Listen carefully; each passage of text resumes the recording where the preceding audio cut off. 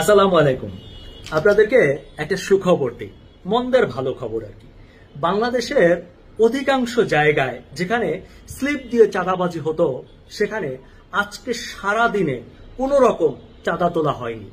বিভিন্ন জায়গায় গতকালকের ওই পাথর দিয়ে মানুষ মারার ঘটনার পর মানুষ সচেতন হয়েছে, সোশ্যাল মিডিয়ায় সবার অ্যাক্টিভিটি বেড়েছে, যার ফলে বাংলাদেশের অধিকাংশ জায়গায় আজকে অনেক যা গুরুত্বপূর্ণ স্থানেও টাকা তুলতে দেখা যায়নি। আমার কাছে স্পষ্ট তথ্য আছে, আমাকে ফোন করে অনেক জায়গা থেকে জানিয়েছেন।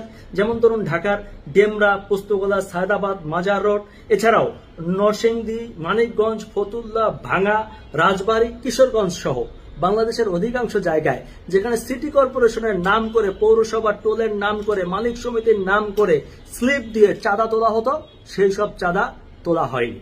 কংগ্রাচুলেশন চাঁদাবাজ ভাইদেরকে। আমি ওইসব চাঁদাবাজ ভাইদের কাছে জানতে চাই, আচ্ছা তোমরা না বৈধ চাঁদাবাজ? তোমাদেরকে না সরকার লাইসেন্স দিয়েছে চাঁদাবাজি করার জন্য? তোমাদেরকে না সিটি কর্পোরেশন, পৌরসভার মালিক সমিতি স্লিপ ধরায় দিছে আর বৈধ কাগজপত্র দিছে? তোমরা নাকি টোল নাও?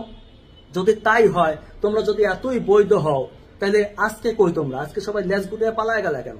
আজকে চাঁদাবাজি করো না। আর ভবিষ্যতে দেখো না তোমাদের জন্য কি অপেক্ষা করছে। আমি যখন রাস্তায় রাস্তায় তোমাদের বিরুদ্ধে রিপোর্ট করতে যাই, আমাকে লড়ায়ানি দাও, আমাকে মারতে আসো, আমার সাথে তর্ক করো, কই আজকে পালায় গেলা কেন?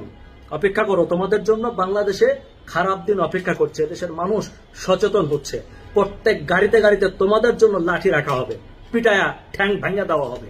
আমি যেসব গাড়ি চালক ভাইরা আছেন তাদেরকে বলে দিলাম সরাসরি, আপনারা গাড়িতে গাড়িতে লাঠি রাখবেন। এই চাঁদাবাজদের দেখলেই, বৈধ কিছু স্ট্যান্ড ছাড়া দেখলেই ডাইরেক্ট পিটাবেন। মহাসড়কে কাউকে চাঁদাবাজি করতে দিবেন না। এবং আপনারা যদি এভাবে সচেতন হন, তাহলে আজকের দিনের মতো প্রত্যেকটি দিন হবে বাংলাদেশের কোথাও চাঁদাবাজি চলবে না।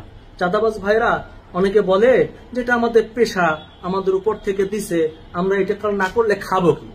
তোমরা এই যে মানুষের ঘাম ঝরানো টাকা, মাথার ঘাম পায়ে ফেলে যারা ইনকাম করে তাদের টাকা, সিএনজির টাকা, অটোর টাকা, এমনকি ময়লার গাড়ির টাকা চাঁদাবাজি যারা করো, তারা যদি কোনো উপায় না থাকে, আমি বলে দিলাম তোমরা গু খাবা, গু।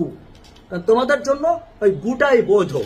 মানুষের এত কষ্টের আর অভিশাপের টাকা খাওয়ার চাইতে গু খাওয়াটা ভালো।